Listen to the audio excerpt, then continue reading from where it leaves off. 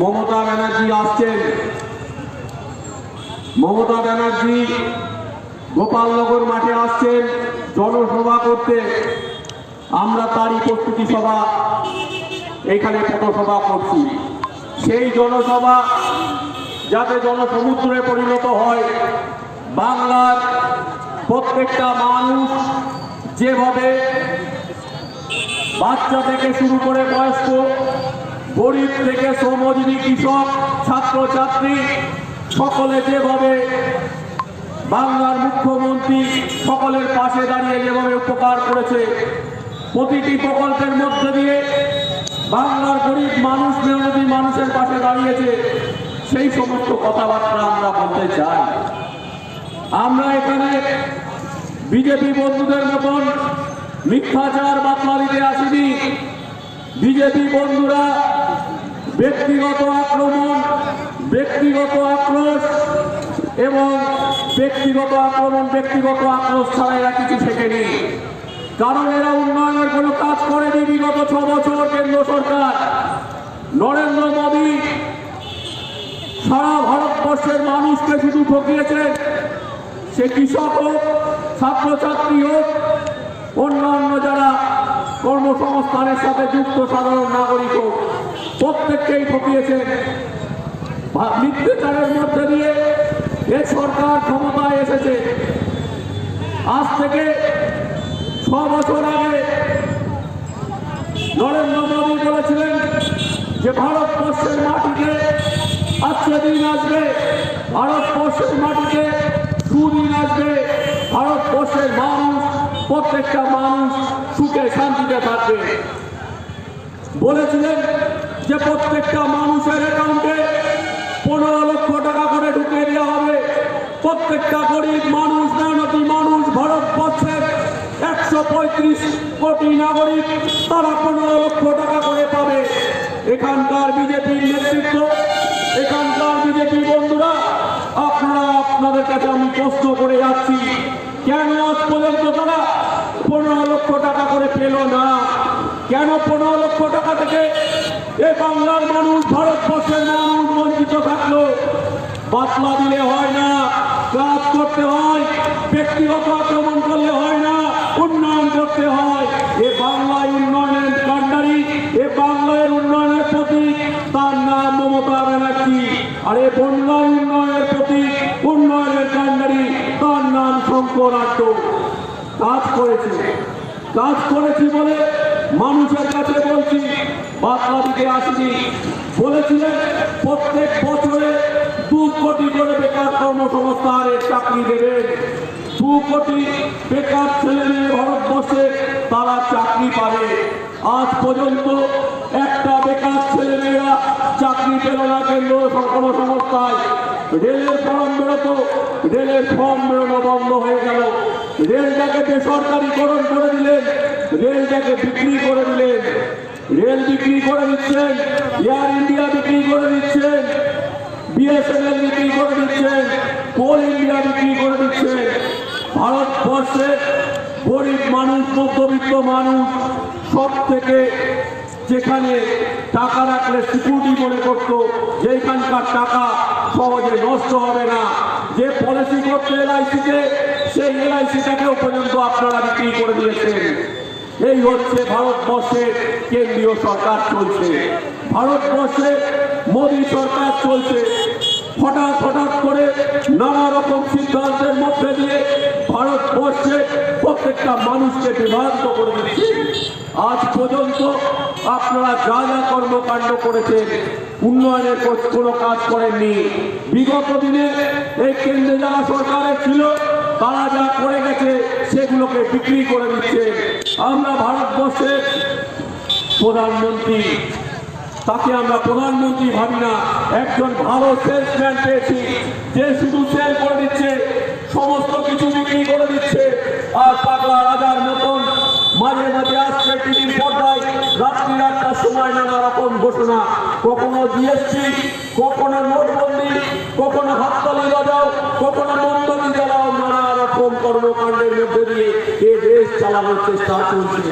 এ দেশ হাততালি দিয়ে চলে না, এ দেশ মোমবাতি জ্বালিয়ে চলে না, এ ঐক্যবদ্ধ ভাবে এ দেশ চলে হিন্দু মুসলিম রাম রহিমের সমবায়ে।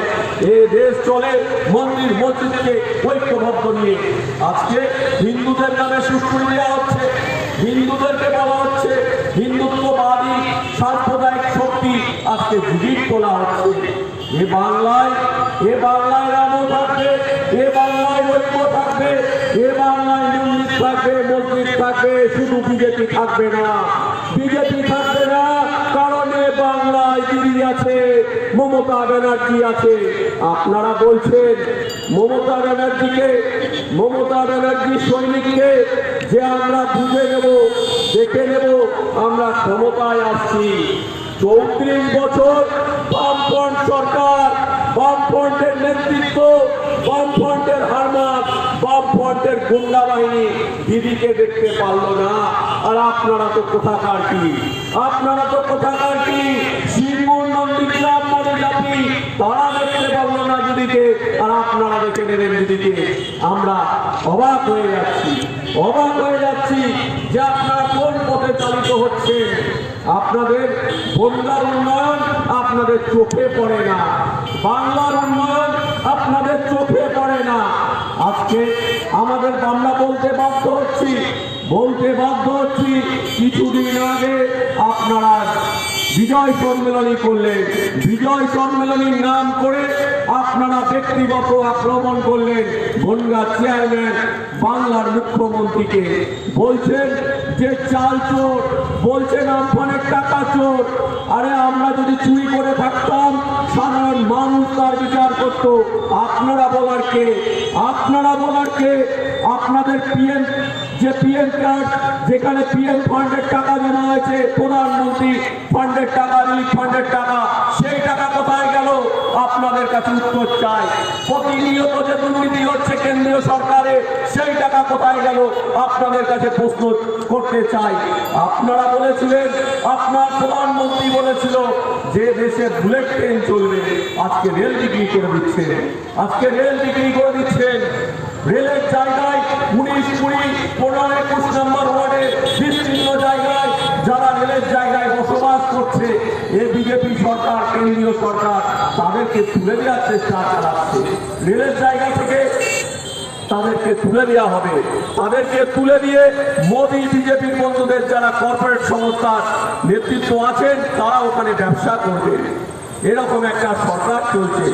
15, 20, 21 ওই রেল লাইন দিয়ে বিস্তীর্ণ এলাকার মানুষ, বন্ডার বেশিরভাগ মানুষ হকারি করে খায়, সেই হকারদেরকে ট্রেনে উঠতে দেওয়া হচ্ছে না, সবাই উঠবে, শুধু হকাররা উঠবে না। হকারদের চলবে কি করে? হকারদের বাড়িতে রান্না হবে কি করে? হকারদের বাড়িতে ওষুধ আসবে কি করে? সেই চিন্তা নেই বিজেপি বন্ধুদের। শুধু ভাষণ আর ভাষণ ছাড়া আর কিছু নেই। এই বিজেপির বন্ধুরা আজকে আমাদেরকে দেশভক্তি শেখাচ্ছে, এই বিজেপির বন্ধুরা আজকে আমাদেরকে দেশভক্তির পাঠ পড়াচ্ছে। বলছে যে ভারতবর্ষে এইভাবে চলতে হবে, ভারতবর্ষকে এইভাবে রাখতে হবে। যারা গান্ধীজিকে মেরেছিল, যারা গান্ধীজিকে মেরেছিলেন, গান্ধীজিকে যারা হত্যা করেছিলেন, সেই নাথুরাম গডসে হচ্ছে আপনাদের আদর্শ, সেই নাথুরাম গডসে হচ্ছে বিজেপি আরএসএস এর আদর্শ। তার কাছ থেকে আমাদেরকে নাকি দেশভক্তি শিখতে হবে, তার কাছ থেকে নাকি আমাদের দেশের কথা শুনতে হবে। যারা গান্ধীজির হত্যাকারী তাদের সমর্থন করেছিল বিজেপি আরএসএস। তৎকালীন সময় যখন ইংরেজদের বিরুদ্ধে নেতাজি সুভাষচন্দ্র বসু, তৎকালীন সময় গান্ধীজি যখন ভারত ছাড়ো আন্দোলনের মধ্যে দিয়ে যখন নেতাজি ইংরেজদেরকে তাড়ানোর চেষ্টা করছিল আন্দোলনের মধ্যে দিয়ে, সেই সময় আরএসএস এর নেতৃত্বরা তাদের সমর্থন করেছিল, আরএসএস এর নেতৃত্বরা তাদেরকে প্রশ্রয় দিয়েছিল, ইংরেজদের সহযোগিতা করেছিল, ইংরেজদের সাথে ছিল। ইতিহাসের বই খুলে রেখে নেবে, আমরা মিথ্যে কথা বলছি না। ইতিহাসের পাতায় পাতায় লেখা আছে আরএসএস ইংরেজদের দালালি করেছিল, তাবেদারি করেছিল। আপনাদের কাছ থেকে দেশভক্তি শিখতে হবে। একটা সময় ছিল বাম করতেন, প্রচুর কংগ্রেসীদের মেরেছেন, প্রচুর তৃণমূলীদের মেরেছেন। যারা বাম বিরোধী রাজনীতি করত তাদেরকে মারা হয়েছে, রাতের অন্ধকারে তাদেরকে চমকানো হয়েছে। আজকে আপনি বাম ছেড়ে রাম করছেন, রাম রাম করছেন। আরে রাম নাম সবাই করে, সমস্ত হিন্দু ধর্মের যারা হিন্দু ধর্মকে বিশ্বাস করে তারা রামের পুজো করে। রাস্তাঘাটে দাঁড়িয়ে জয় শ্রীরাম বললেই বরং হিন্দু ধর্মের পূজারি হওয়া যায় না। ধর্ম মনে থাকে, ধর্ম মনে থাকে, মন নিয়ে যদি আপনি ধর্মকে মানেন সেটাই সব থেকে বড় ধর্ম। এই আরএসএস বিজেপি আপনারা স্বামী বিবেকানন্দকে আপনাদের আদর্শ মানেন, স্বামী বিবেকানন্দকে আপনাদের আদর্শ মানেন। স্বামী বিবেকানন্দ বলেছিল যে ধর্ম পরে, আগে মানুষকে অন্ন দাও, বাসস্থান দাও, বস্ত্র দাও, তারপরে ধর্ম। মানুষকে শিক্ষার অধিকার দাও, তারপরে ধর্ম। মুচি নাচর সমস্তকে ভ্রাতৃত্বের বোধ এক জায়গায় করো, তারপরে ধর্ম। আর বিজেপি কি বলছে? বিজেপি কি বলছে? বিজেপি অন্ন কেড়ে নিচ্ছে, বাসস্থান কেড়ে নিচ্ছে, বিজেপি মানুষের অধিকারকে কেড়ে নিচ্ছে। এ ভারতবর্ষের ইতিহাসে একটা সময় কৃষক আন্দোলন হয়েছিল, নীল বিদ্রোহ হয়েছিল, এই বন্যার মাটিতে নীল বিদ্রোহ হয়েছিল, দীনবন্ধু মিত্রর নেতৃত্বে নীল বিদ্রোহ হয়েছিল। আজকে ভারতবর্ষের মাটিতে কৃষক বিদ্রোহ হচ্ছে, আজকে কৃষক বিপ্লব হচ্ছে। দিল্লি স্তব্ধ হয়ে গেছে, দিল্লিকে আজকে স্তব্ধ করে রয়েছে কৃষকরা। হরিয়ানা, পাঞ্জাব, মধ্যপ্রদেশ, মহারাষ্ট্র সমস্ত জায়গা দেশের বিভিন্ন রাজ্যের কৃষকরা আজকে দিল্লিকে স্তব্ধ করে দিয়েছে। দিল্লির রাজপথ আজকে কৃষকে ভরে গেছে 11 লক্ষ। তাহলে দেশের কৃষকদের ওপর কি এমন অন্যায় করলেন যে দেশের কৃষকরা আজকে দিল্লির রাজপথে? কেন আপনাদের কাছে প্রশ্ন করে যায়। কৃষি বিলের মধ্যে দিয়ে কোম্পানি রাজ আনার চেষ্টা করছেন। যে কোম্পানি রাজ একটা সময় ব্রিটিশরা এখানে নিয়ে এসেছিল, ব্রিটিশরা কোম্পানি রাজ এনে কৃষকদের ওপর অত্যাচার করত, কৃষকদের ওপর চাবুক মারত। সেই কোম্পানি রাজ আনার চেষ্টা করছে এই বিজেপি সরকার। কোম্পানি রাজের মধ্যে দিয়ে কৃষকদের যে নিজস্ব স্বাধীনতা, সেই স্বাধীনতায় হস্তক্ষেপ করছে এই বিজেপি সরকার। কৃষকরা তার জমিতে কি চাষ করবে, কি চাষ করবে না, সেইটা ঠিক করে দেবে বিজেপির পরম বন্ধু রিলায়েন্স এবং ফরচুন কোম্পানি, আদানি, মুকেশ আম্বানি, এরকম বড় বড় ইন্ডাস্ট্রি যারা মালিক আছে তারা। আজকে কোনো জমিতে যদি কোনো কৃষক মনে করে আমি আলু ফসল করব, কেউ যদি মনে করে আমি ধান চাষ করব, করতে পারবে না। সেখানে মোদী ভাইয়ের বন্ধুরা, বিজেপির বন্ধুরা তারা বলে দেবে ওই জমিতে কি চাষ হবে। 1955 সাল তৎকালীন সময় যে সরকার ছিল কেন্দ্রে, মজুতদারদের আইনত স্বীকৃত উঠিয়ে দেওয়া হয়েছিল যে কেউ বেশি মজুত করতে পারবে না, কোনো খাদ্য সামগ্রী মজুত করা যাবে না, বেশি খাদ্য সামগ্রী মজুত করা যাবে না। আজকে এই কৃষি বিলের মধ্যে দিয়ে বিজেপির বন্ধুরা, বিজেপির নেতৃত্বরা এবং এখানকার যারা বিজেপির নেতৃত্ব আছেন, আপনারা শুনুন, মাইক দিয়ে মাইকে বলছি, শুনে নিন, আমরা মিথ্যে কথা বলছি না। আপনারা মজুতদারদের আজকে আইনত স্বীকৃতি দিয়েছেন, আইনত স্বীকৃতি দিয়েছেন যে যত ইচ্ছা আলু স্টক করো, যে যত ইচ্ছা পেঁয়াজ স্টক করো, যে যত ইচ্ছা চাল স্টক করো, ডাল স্টক করো, সরষের তেল স্টক করো, গোডাউন ভরে দাও। বাজারে একটা হাহাকার লেগে যাক, বাজারে একটা দৌড়াদৌড়ি পড়ে যাক, মধ্যবিত্ত গরিব মানুষ এদিক ওদিক ছুটুক। যখনই দাম বাড়বে তখন মার্কেটে আলু ছাড়বে, যখনই দাম বাড়বে তখন মার্কেটে পেঁয়াজ ছাড়বে। আজকে আলুর দাম এত কেন, আজকে পেঁয়াজের দাম এত কেন, আজকে সরষের তেলের দাম এবং অন্যান্য খাদ্য সামগ্রীর দাম এত কেন? বিজেপি বন্ধুরা, আজকে আড়তদারদেরকে আপনারা আইনত স্বীকৃতি দিয়েছেন, তাই আজকে এই ফোনে খাদ্য সামগ্রীর দাম এরকম ভাবে বৃদ্ধি পেয়েছে। বাংলার মানুষ, বন্যার মানুষ, আমরা সত্যি কথা বলছি, মিথ্যে কথা বলছি না, যেটা বাস্তব সেটাই বলছি। আজকে আলুর দাম, পেঁয়াজের দাম, ডালের দাম, সরষের তেলের দাম বেড়েছে শুধুমাত্র বিজেপির এই স্টক আড়তদারদের আইনত স্বীকৃতি দেওয়ার কারণে, আইনত স্বীকৃতি দিয়েছে বলে। আজকে বলেছিলেন যে আজকে দিন ভালো দিন, কোথায় ভালো দিন? 2014 সালে গ্যাসের দাম কোথায় ছিল, আর আজকে গ্যাসের দাম কোথায় এসে দাঁড়িয়েছে? 3-4 দিন আগে বিজেপি বন্ধুদের প্রশ্ন করে যায়, গ্যাসের দাম 50 টাকা করে সিলিন্ডার প্রতি বাড়ানো হয়েছে, কার স্বার্থে বাড়ানো হলো? গরিব মানুষের স্বার্থে, মেহনতি মানুষের স্বার্থে, শ্রমজীবী মানুষের স্বার্থে, মধ্যবিত্তর স্বার্থে? কার স্বার্থে বাড়ানো হলো? না আম্বানি আদানিদের স্বার্থে বাড়ানো হলো, না মোদির স্বার্থে বাড়ানো হলো, না এলাকায় যারা বিজেপি নেতৃত্ব করেন তাদের স্বার্থে বাড়ানো হলো। প্রশ্ন রেখে যায়, মধ্যবিত্তর গলা টিপে ধরছেন খাদ্য সামগ্রীর দামের মধ্যে দিয়ে, গ্যাসের দাম বৃদ্ধির মধ্যে দিয়ে। আজকে রেলকে আমরা 20 টাকায় শিয়ালদা পর্যন্ত যেতে পারি, সেই রেলটাকে বেসরকারিকরণ করে নিয়েছে। কালকে 100-150 টাকা টিকিট হবে। মধ্যবিত্তদের ওপর আজকে চেপে বসছেন আর বড় বড় কথা বলছেন, বড় বড় কথা বলছেন। ভোটের ময়দানে লড়াই হবে, রাজনৈতিক লড়াই হবে, ব্যক্তিগত লড়াই আমরা করতে চাই না, ব্যক্তিগত আক্রমণ করতে চাই না। আসুন না উন্নয়নের কাজ নিয়ে কথা হোক, আসুন না রাজনীতি নিয়ে কথা হোক, আসুন না আদর্শ নীতি নিয়ে কথা হোক। কার কি আদর্শ, কার কি নীতি আছে আমরা খুব ভালো জানি। কার কি আদর্শ, কার কি নীতি আছে আমরা খুব ভালো জানি। এ বাংলা নেতাজির বাংলা, এ বাংলা রবীন্দ্রনাথের বাংলা, এ বাংলা নজরুলের বাংলা, এ বাংলা মোদির গুজরাটের বাংলা হতে দেব না, এ বাংলা দিলীপ ঘোষের বাংলা হতে দেব না। এ বাংলা আগামী দিনে মমতা ব্যানার্জির বাংলা হবে, সেই লক্ষ্যেই আমরা এগোচ্ছি। এ বাংলা উন্নয়নের বাংলা হবে, সেই লক্ষ্যেই আমরা এগোচ্ছি। এ বাংলা প্রগতির বাংলা হবে, সেই লক্ষ্যেই আমরা এগোচ্ছি। অতএব যতই চেঁচান আর যতই লাফান কোনো দাম নেই। মানুষ এখন যেখানে সুযোগ সুবিধা পাবে সেখানেই মানুষ ভোট দেবে।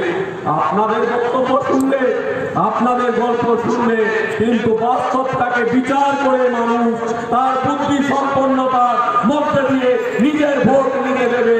আপনাকে ভয় দেখে ভোট দেবে না। অনেক চমকেছেন, অনেক ধমকেছেন বামফ্রন্টের সময়, এখন আর চমকানো ধমকানো চলবে না। কারণ এ বন্যায় শঙ্করাঢ্যের নেতৃত্বে আমরা চলি, এ বন্যায় আমরা অনেক বড় বড় বাপের নেতৃত্ব দ্বারা চলি, ঘাত প্রত্যাঘাতের মধ্যে দিয়ে যারা নেতৃত্ব দিয়েছেন। এ বাংলায় মমতা ব্যানার্জির নেতৃত্বে চলি, বহু ঘাত বহু প্রত্যাঘাতের মধ্যে দিয়ে আজকে তিনি প্রতিষ্ঠিত হয়েছেন। আপনারা চমকাচ্ছেন, চমকাচ্ছেন। মনে আছে 2010 সাল বনগা কলেজের নির্বাচন, আমাদেরকে রাত্রি 1:30টার সময় কখনো কাউন্টিং চলছে, গণনা চলছে, ছাত্র পরিষদ, তৃণমূল ছাত্র পরিষদের জোট জিতে গেছে। আমাদের ভিপি প্রার্থী ছিল রাহুল, আমরা জিতে গেছি। রাত্রি 1:30টা পর্যন্ত গণনা চলছে।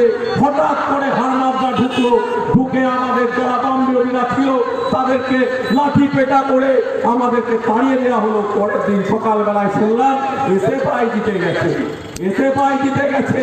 কলেজ নির্বাচন করতেন, কলেজে কলেজে গিয়ে তৃণমূল ছাত্র পরিষদ বাম বিরোধী ছাত্রদেরকে ধরে পেটাতেন। আজকে শান্ত বন্যা আজকে অশান্ত করবার চেষ্টা করছে। এ বন্যা আজকে শান্ত আছে, সেই বন্যাকে আপনি অশান্ত করবার চেষ্টা করছেন। এ বন্যায় এখন মা বোনেরা রাতের অন্ধকারে বেরোতে পারে, এখন আমাদের মা বোনেরা রাত্রি 10টা 11টা 12টার সময়ও রাস্তা দিয়ে নিরাপদে যেতে পারে। আর বিগত 10 বছর আগে এ বন্যার কি পরিস্থিতি ছিল? আমার মা বোনেরা রাতের অন্ধকারে নিরাপদে বেরোতে পারত না, দুষ্কৃতীদের তাণ্ডব ছিল, চারিদিকে রাহাজানি চলতো, দুষ্কৃতী সমাজ বিরোধীদের জাপাজাপি ছিল।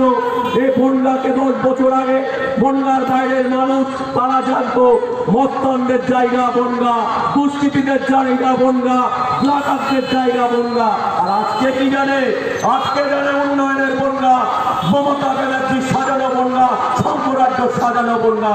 যে বন্যায় সিটি স্ক্যান মেশিন আছে, যে বন্যায় ডায়ালিসিস সেন্টার আছে, যে বন্যায় স্বাস্থ্যদ্বীপ আছে, যে বন্যায় ইলেকট্রিক চুল্লি আছে, যে বনগায় অডিটোরিয়াম আছে, সেই বনগা আজকে আমরা প্রতিষ্ঠিত করতে পেরেছি। এ বনগায় একটা সময় অনেক দাদা পরদাদা ছিল, তাদের নামে মানুষ চিনত। আজকে কিভাবে চেনে? নীলদর্পণের নামে বনগা চেনে, আজকে ডায়ালিসিস সেন্টারের নামে বনগা চেনে, সুপার হসপিটালের নামে বনগা চেনে। আর একটা সময় অনেক দাদাদের নামে বনগা চিনত। সেই আজকে আমরা সেই পরিবর্তন এনেছি, সেই পরিবর্তন এনেছি। এই পরিবর্তনকে আমাদের বজিয়ে রাখতে হবে। তাই আগামী 9 তারিখে মুখ্যমন্ত্রী জনসভায় আমাদেরকে যেতে হবে। এটা বলছি এবং জোর করেই বলছি। আমরা কাজ দিয়েছি, কর্মসংস্থান দিয়েছি, আমরা স্বাস্থ্য পরিষেবা দিয়েছি, আমরা শিক্ষা ব্যবস্থাকে ঢালাওভাবে সাজিয়েছি, আমরা রাস্তাঘাট তৈরি করেছি, বনগাঁর প্রত্যেকটা প্রান্তে ইলেকট্রিসিটির ব্যবস্থা করেছি। মানুষ আজকে যাতায়াতের জন্য ছোট অটো যানবাহনের ব্যবস্থা করেছি। আজকে কাজ করেছি বলে আজকে আমরা আপনাদের কাছে এসেছি দাঁড়ে আজকে বলেছে যে এখানকার মানুষ নাকি খেতে পাচ্ছে না, বনগাঁর মানুষ নাকি খেতে পারেনি, বনগাঁর মানুষ না খেয়ে মরে গেছে।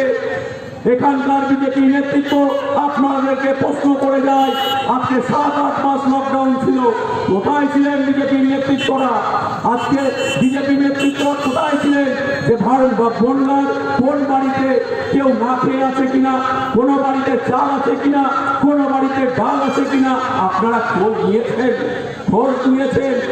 মুখ্যমন্ত্রী মমতা ব্যানার্জি ঘোষণা করেছিলেন যে রেশনিং ব্যবস্থার মধ্যে দিয়ে বিনামূল্যে সকলকে রেশন ব্যবস্থার মধ্যে দিয়ে 2 মুঠো চাল ডালের ব্যবস্থা করে বাংলার মানুষ, বনগাঁর মানুষ যাতে পেট ভরে অন্তত খেতে পারে তার ব্যবস্থা করেছেন মমতা ব্যানার্জি। আপনারা করেননি, বিজেপি সরকার, কেন্দ্রীয় সরকার করেনি, দিদির সরকার করেছে। আমফান ঝড় চলে গেল, আমফান ঝড়ে বনগাঁর বিস্তীর্ণ এলাকা ছিন্ন বিচ্ছিন্ন হয়ে গেছিল, বনগাঁর বিস্তীর্ণ অঞ্চল ছিন্ন বিচ্ছিন্ন হয়ে গেছিল। রাতের অন্ধকারে আমাদের তৃণমূল কংগ্রেসের নেতৃত্ব, আমাদের তৃণমূল কংগ্রেসের বন্ধুরা তারা সাধারণ মানুষের পাশে ছিল, তারা সাধারণ মানুষের কাছে সহযোগিতার হাত বাড়িয়ে দিয়েছিল। পরের দিন সকালবেলায় কার তিরপল লাগবে, কার চাল লাগবে, কার খাদ্য সামগ্রী লাগবে তার ব্যবস্থা করে দিয়েছিল। আপনারা কোথায় ছিলেন? আপনাদের এমএলএ, আপনাদের এমপি কোথায় ছিল? প্রশ্ন রেখে যায়। আপনার নেতৃত্ব কোথায় ছিল? প্রশ্ন রেখে যায়। আজকে বড় বড় কথা বলছেন। আমফানে মানুষ ক্ষতিগ্রস্ত হয়েছে, কেন্দ্র সরকার একটা টাকা দেয়নি, কেন্দ্রীয় সরকার কোনো পয়সা দেয়নি। আপনারা তো বলছেন মাইক পেলে বিজেপির বন্ধুরা যে আমরা পয়সা দিয়েছি। আপনারা যদি টাকা দিয়ে থাকেন, আপনাদের কাছে তো ডাটা আছে, আপনাদের কাছে তো সেই অর্ডার আছে যে কেন্দ্র সরকারকে, কেন্দ্রীয় সরকারের মাধ্যমে বাংলা সরকারকে এত টাকা দিয়েছি। আপনারা দেখান না, আপনারা দেখান যে কত টাকা আমফান ঝড়ের জন্য ক্ষতিপূরণ দিয়েছেন বাংলার মানুষকে। একটা টাকাও দেয়নি, কিন্তু দিদি প্রত্যেকটা মানুষকে টাকা দিয়েছে। আর এখানে বলে যাচ্ছি, যারা ক্ষতিপূরণ পায়নি তারাও ক্ষতিপূরণ পাবে। দিদি কাউকে ঠকাবে না, ঠকাতে আসিনি। আজকে বাড়িতে বাড়িতে জল প্রকল্পের মধ্যে দিয়ে প্রত্যেকটা গরিব মানুষের বাড়ি, বনগাঁর মানুষ প্রত্যেকটা বাড়িতে যাতে জল পৌঁছে যায় সেই পরিষেবা চালু করা হচ্ছে। সেই পরিষেবা কেন্দ্রীয় সরকার যে টাকা দেয় সেই টাকাটাকে আটকে দেওয়া হয়েছে, যাতে জল প্রকল্প বাড়িতে বাড়িতে যাতে না পৌঁছায়। কেন্দ্রীয় সরকার সেই টাকাটাকে আটকে দিয়েছে, কিন্তু আমাদের মুখ্যমন্ত্রী মমতা ব্যানার্জি তার সিএম ফান্ড থেকে, চিফ মিনিস্টার ফান্ড থেকে টাকা দিয়ে দিয়েছে যে বনগাঁর মানুষ যাতে জল পরিষেবা থেকে বঞ্চিত না হয়। কেন্দ্র টাকা দিল কি দিল না? আজকে হাউস করলে এত বাড়ি হয়েছে, প্রায় 10,000-এর উপরে বাসস্থান দেওয়া হয়েছে বনগাঁর প্রত্যেকটা ওয়ার্ডের প্রত্যেকটা মানুষকে। যে গরিব মানুষ যারা বাড়ি করতে পারবে না তাদেরকে বাসস্থান করার ব্যবস্থা করে দিয়েছে। সেই টাকাটাকে আটকে দিয়েছে এই বিজেপি সরকার, কেন্দ্রীয় সরকার। প্রত্যেকটা কেন্দ্র থেকে যেটুকু টাকা পায় রাজ্য সরকার সমস্ত টাকা আটকে দিয়েছে। আজকে জিএসটির টাকা আটকে দিয়েছে কেন্দ্রীয় সরকার, আজকে আমাদের রাজস্বর টাকা আটকে দিয়েছে, ট্যাক্সের টাকা আটকে দিয়েছে কেন্দ্রীয় সরকার। আর বড় বড় কথা বলছে, কথা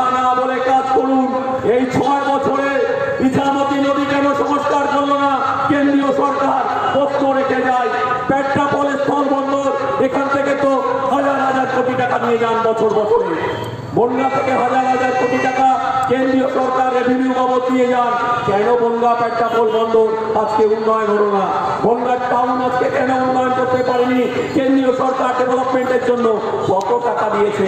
বিজেপির বন্ধুদেরকে প্রশ্ন করুন। সাধারণ মানুষ আপনারাও প্রশ্ন করবেন যে কেন্দ্র সরকার 6 বছরে আয় বনগাঁর জন্য কি করেছে। আপনাদের এমএলএ আছে, এমপি আছে, আজকে বলছেন যে আমাদেরকে কিছু করতে দিচ্ছে না, যত রাজ্যের মিথ্যে কথা বলার চেষ্টা করছেন। আজকে বলছেন যে মতুয়াদের জন্য অনেক কিছু করবেন, আজকে মতুয়াদের জন্য বড় দুধলে পড়ছে, আজকে মতুয়াদের জন্য আপনাদের বড় দুধলে পড়ছে বিজেপি বন্ধুদের। ভোট বড় বলা, আজকে ভোট পাখি হয়েছে, আজকে পরিযায়ী পাখির মতন ভোট পাখি হয়ে আজকে মতুয়াদের আজকে জন্য বড় দুধলে পড়েছে। কি করেছেন মতুয়াদের জন্য? প্রশ্ন রেখে যায় বিজেপি মতুয়াদের জন্য। আজকে ঠাকুরনগর মডেল স্টেশন মতুয়াদের জন্য কে করেছে আজকে মমতা ব্যানার্জি। আজকে মতুয়াদের জন্য ট্রাস্টি বোর্ড কে করেছে? মমতা ব্যানার্জি। আজকে মতুয়াদের জন্য স্নানের ঘাট, ওই মন্দিরে সংলগ্ন ডেভেলপমেন্ট কে করেছে? মমতা ব্যানার্জি। আজকে পিয়ার ঠাকুরের নামে কলেজ কে করেছে? মমতা ব্যানার্জি। আজকে থেকে নয়, 25 বছর আগের থেকে মতুয়াদের সাথে সম্পর্ক। অতএব বলছেন মতুয়াদের জন্য আমরা উন্নয়ন করব। হিন্দুবাদী হয়েছে কেন? আসামে 19 লক্ষ হিন্দুদেরকে ডিটেনশন ক্যাম্পে ভরে রাখা হয়েছে বিজেপির বন্ধুরা। প্রশ্ন করে যাচ্ছি, আজকে সিএ এবং এনআরসির মাধ্যমে কেন 19 লক্ষ হিন্দুদের আসামের কারাগারে বন্দী করে রাখা হয়েছে ডিটেনশন ক্যাম্পে? আর এখানে সিএ আর এনআরসি করবার জন্য জোর করছেন। ওখানকার হিন্দুদের ছাড়ুন, ওখানকার হিন্দুদের ছাড়বার ব্যবস্থা করুন। বড় হিন্দু ভক্ত হয়েছে। এই কথা বলে সকলকে অসংখ্য ধন্যবাদ জানিয়ে আমি আমার বক্তব্য শেষ করছি। জয় হিন্দ, বন্দে মাতরম। মা মাটি মানুষের নেত্রী মমতা ব্যানার্জি জিন্দাবাদ।